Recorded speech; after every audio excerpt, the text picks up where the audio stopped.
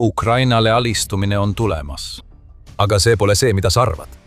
Putin ei valmistu oma vägesid välja tõmbama. Ei saa.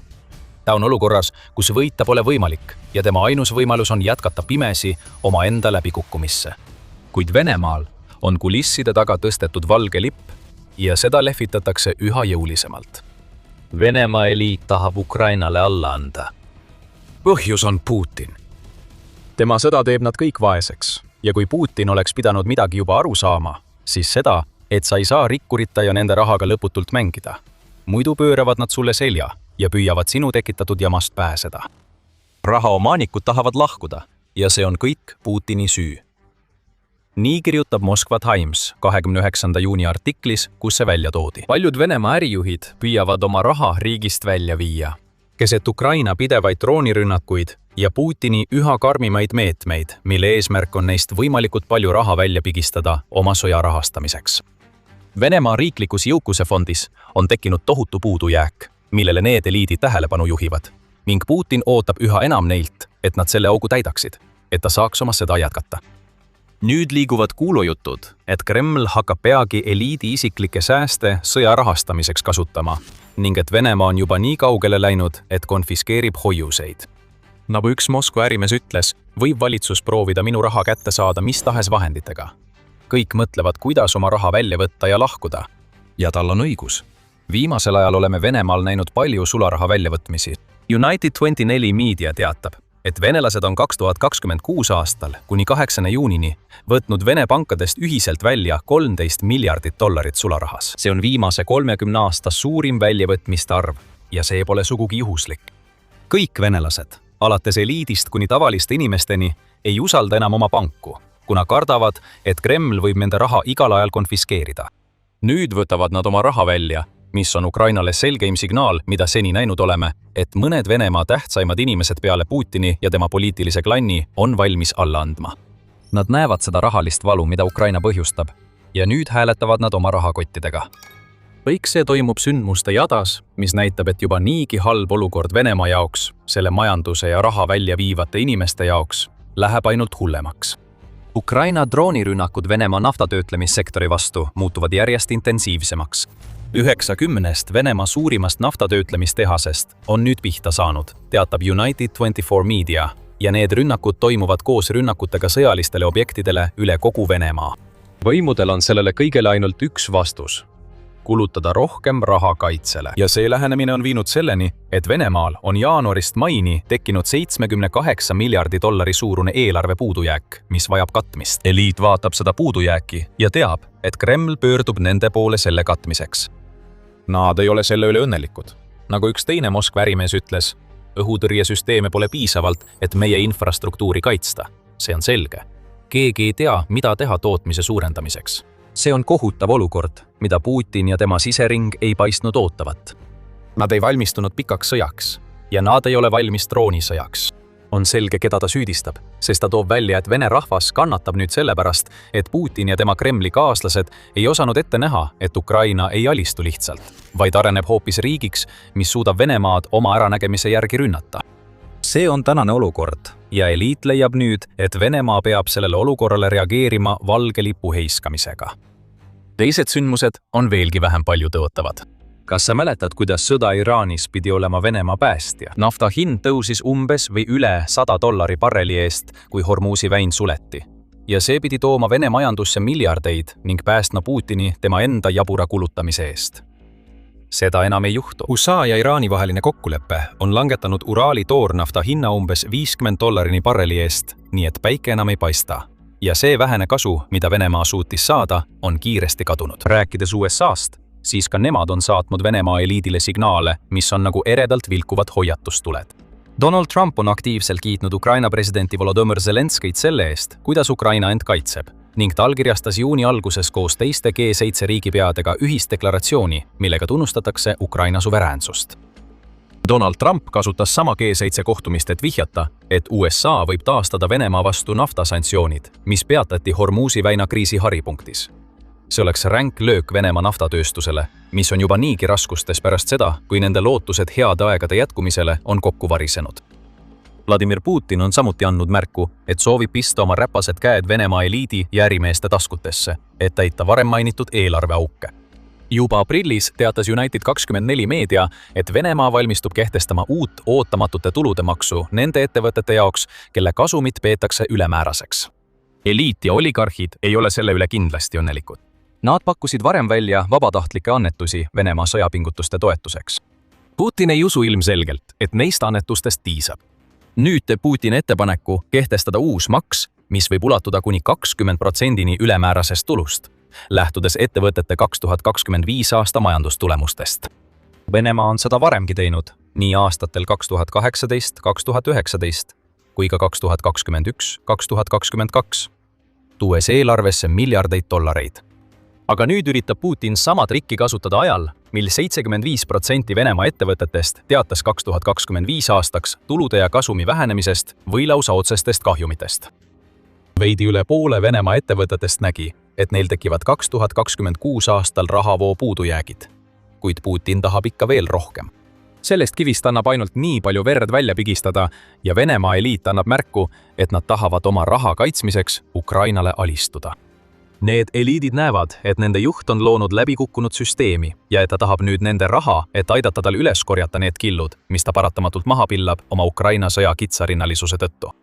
Sellepärast nad tahavadki välja pääseda. Nad näevad, mis on tulemas, sest kogu selle olukorra põhjustanud lühinägelikkus on lihtsalt Vene viis asju ajada. Vähemalt nii ütleb Tatjana Stanovaja, Carnegie Venemaa Euraasia keskuse vanemteadur.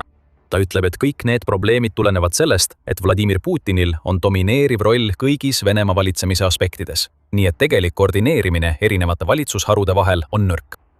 See on Venemaa võimude igavene probleem ja tõsine proovikivi Venemaa majandusele ja elanikkonnale, ütleb Stanovaja, lisades. Küsimus on aga selles, kas võimudel on tegevusplaan või arusaam, kuidas sellega toime tulla. Kremlil ei ole plaani. See ongi põhjus, miks Venemaa eliit on nii hirmul, et nad saadavad välja nii palju signaale, et on valmis Ukrainale alla andma ja survestama Putinit loobuma oma mõttetust sõjast. Aga kas eliit tõesti pöördub Putini vastu?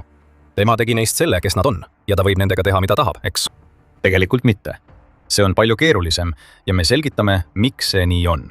Enne kui alustame, vaatate saadet Sõjasaade, kus toome teieni pealkirjade taga peituva analüüsi. Vajutage telli, et ei jääks ühestki meie videost ilma. On täiesti tõsi, et Putin võttis väga nutikalt Venemaa oligarhid enda kontrolli alla, kui ta võimule tuli. 1990-ndatel oli sellel uuel rahaeliidil Venemaa üle rohkem võimu kui poliitikutel, kes ilmusid välja pärast Nõukogude Liidu kokkuvarisemist.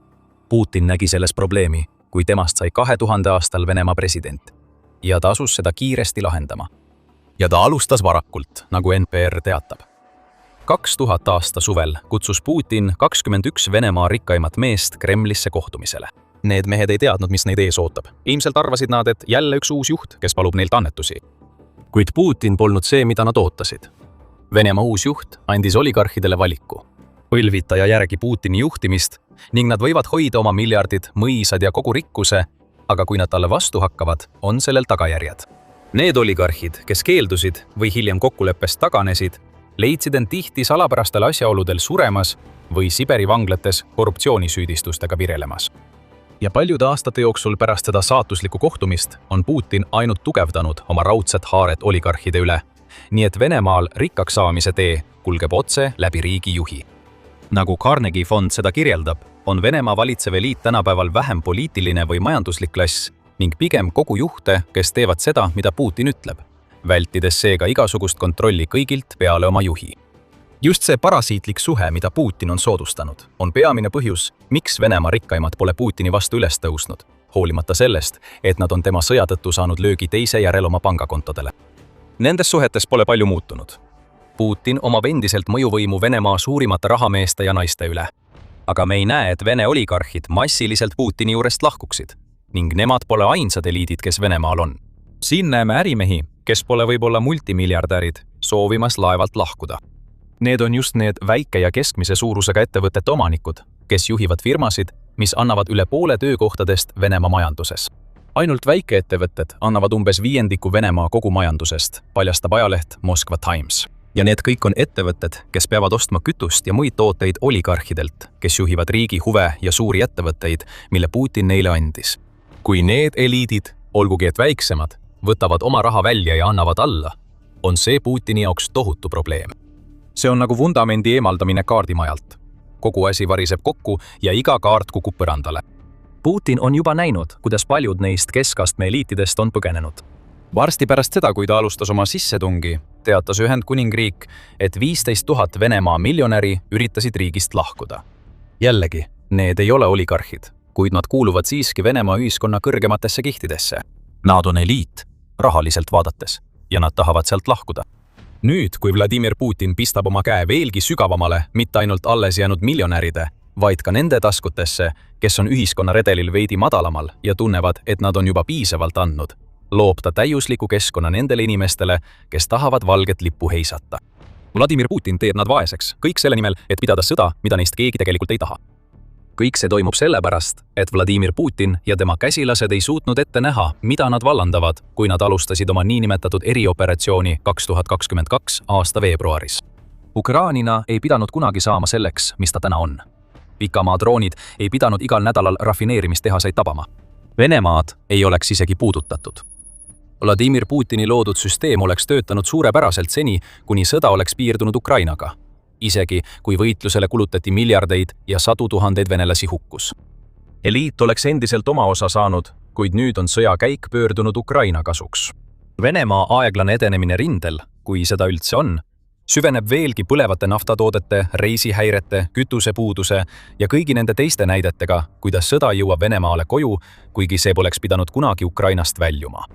Asi pole ainult selles, et raha kulutatakse sõjale, vaid Ukraina strateegia muudab Venemaal järjest raskemaks raha teenimise, mis omakorda mõjutab negatiivselt eliiti. Need, keda Putini süsteem on varem hellitanud, saavad nüüd selle käest valusalt lüüa. Ja nad ei kannata enam kaua, enne kui pöörduvad oma juhi vastu. Nad teevad seda juba, võttes sularaha välja ja püüdes oma raha varjata. Putin, nii teadmatu kui ta sageli on, näeb, kuidas olukord muutub ja teeb midagi, et vähemalt veel natukeseks eliiti rahustada, et oma sõda jätkata. Ta paneb selle kulu tavaliste inimeste kanda. Kas sa mäletad, kui me mainisime, et Vene eliit võtab oma pangakontodelt raha välja, sest nad kardavad, et Kreml hakkab nende raha sõja rahastamiseks konfiskeerima? Nad olid millelegi pihta saanud, sest täpselt selline ettepanek ongi nüüd Kremlist läbi käinud ja selle kulu peavad lõpuks kandma tavalised inimesed. See on 29. juuni RBC Ukraina raporti kohaselt, mis ütleb, et arutelud venelaste raha konfiskeerimise üle on toimunud Venemaa valitsuse kõrgeimal tasemel. Kuna Vladimir Putin otsib meeleheitlikult võimalusi riikliku heaolufondi täitmiseks ja Venemaa eelarve puudujäägi lahendamiseks, on selliseid ettepanekuid teinud Venemaa kommunistliku partei juht Gennadi Zyuganov, kes väidab, et Vene pankade kontodel seisab kasutamata üle 1,6 triljoni dollari, mida võiks sõjaks ära kasutada. See raha ei investeerita tootmisse ega kuhugi mujale, isegi mitte võidu saavutamisse. Selle probleemi saab kiiresti lahendada. Kui mina oleksin president, teeksin selle ühe dekreediga ära. Sõja ajal on tal selleks õigus. Ta on ülemjuhataja, kuulutas Zyuganov. Kreml ei paista nii kaugele minevat. Vähemalt veel mitte. Siiski valmistab Venemaa rahandusministeerium ette seadusandliku raamistikku, mis võimaldab tal kasutada umbes 40 miljardit dollarit Venemaa pensionisääste, mida praegu haldavad erafondid. Need vahendid kantakse Kremlile alluvasse pensionisüsteemi, võimaldades Putinil investeerida raha ettevõtetesse, mis toetavad tema sõjategevust. Eliit teab, mida see kõik tähendab, mistõttu nad võtavad oma raha pangakontodelt välja ja kutsuvad üles alistumisele. Aga kui Putin arvab, et ta pääseb jälle niimoodi tavaliste vene inimeste arvelt, siis ta tõenäoliselt eksib. See samm ei aita teda. Mitte pikaajaliselt. See tekitab lihtsalt rohkem vihaseid venelasi, ajal mil usaldus Putini vastu on madalam kui kunagi pärast sissetungi algust. Putini toetusreitingud on juba nädalaid langenud, nii et isegi Kremli toetatud avaliku arvamuse uuringute keskus on muutnud oma küsitlusmetoodikat, lisades tavapärastele telefoniküsitlustele ka silmast silma tehtavad koduküsitlused. On palju lihtsam kedagi hirmutada ütlema, et ta on Putiniga rahul, kui sa talle otse näkku vaatad. Putin on viimastel nädalatel püüdnud Venemaal levivat halba meeleolu vaigistada, tees rohkem avalikke esinemisi, kuigi neid on väljaspool Moskvat vähe olnud. Venemaa juht püüab nende jaoks, kellel ta tahab raha välja petta, olla see suhkur, mis aitab kibeda rohu alla neelata. See on julge strateegia, Kuid pärast enam kui 4 aastat sõda ja majanduskatastroofi, mille Putin on juba põhjustanud, peab küsima, kui hästi see sõjast väsinud elanikkonnale mõjub. Kõigest hoolimata jätkab Ukraina lihtsalt seda, mida ta teeb. Raha sihikule võtmine toob kaasa surve Putini vastu, sundides teda tegema rumalaid otsuseid, mis pööravad tema vastu nii eliidi kui ka tavalised inimesed. Ukraina poolt Venemaa jõukamatele põhjustatud kannatusi on selgelt näha Krimmis, kus hakkavad ilmuma fotod jõukatest turistidest, kes nutavad, sest nad ei saa räsitud ja isoleeritud poolsaarelt lahkuda. Ameerika Ühendriikide maaväe Euroopa väejuhatuse endine ülemjuhataja Ben Hodges ütleb, et Ukraina roll on nüüd tõestada, et Vene rahvas ei ole sündinud kannatama ega ole valmis oma riigi nimel kannatama. Kui kaugele võib see kannatus minna, kui Vladimir Putin võtab teie taskust raha ja muudab teie elu teadlikult halvemaks sõja nimel, millest ainult tema näib hoolivat? See on küsimus, mida Ukraina esitab iga oma rünnakuga, iga lahinguvõiduga, iga tegevusega, mis sunnib Kremlit veelgi sügavamalt taskusse minema, et rahastada Vladimir Putini sõda. Neilt, kes on juba kannatanud, nõutakse veelgi rohkemat, kuni välja eliidini. See strateegia ei saa igavesti toimida. Vladimir Putinit ootab ees langus ja tema suurim probleem on see, et ta ei tea, mis selle põhjustab. Võib-olla need oligarhid, keda on nii kaua kontrollitud, sepitsevad varjus, sest Vladimir Putini tegevus hakkab neile haiget tegema. Võib-olla võivad madalama taseme eliidid Venemaa halvata, hoides oma raha Vladimir Putini käeulatusest eemal ja alistudes Ukraina jõule sama palju kui mingi konkreetse ülestõusuga. Või võib Ukraina lihtsalt jätkata Vladimir Putini survestamist, nii et ta peab oma enda rahvalt aina rohkem varastama, kuni nad ei suuda seda enam taluda ja peavad üles tõusma. Uraamus, juba ainuüksi Krimmi isoleerimine, millest me just rääkisime, võib sundida hulgaliselt venelasi tagasi mandrile põgenema üle Kertši silla, purustades sellega sümboli Venemaa üleolekust Ukraina üle, mida Vladimir Putin on kasutanud oma valede toetamiseks Venemaa võidu paratamatusest. Võimalik, et võidu vastupidise nägemine koos kõigi rahaliste probleemidega võib olla piisav, et Vene rahvas ärkaks. Lihtne tõsiasi on see, et Vladimir Putin ajab Venemaal liiga paljud inimesed vihaseks. Eliit on ärritunud ja tavalised inimesed saavad rahaliselt rängalt pihta. Vladimir Putin teeb nad kõik vaeseks ja ta on kohe avastamas, miks see on väga halb mõte. Venemaal pole ka võimalik majandusprobleemidest taastuda, mis panevad selle eliiti alla andma. Venemaal on midagi laastavat katki ja riigil pole mingit väljavaadet taastuda enne, kui sõda lõpeb. Pikaajalised tagajärjed on sama hävitavad kui lühiajalised lahendused ja miks see nii on, saad teada meie videot vaadates. Kui see video oli sinu maitse, siis telli The Military Show, et näha rohkem meie analüüse sellest, kuidas Venemaa seestpoolt laguneb. Ja nagu alati, aitäh vaatamast!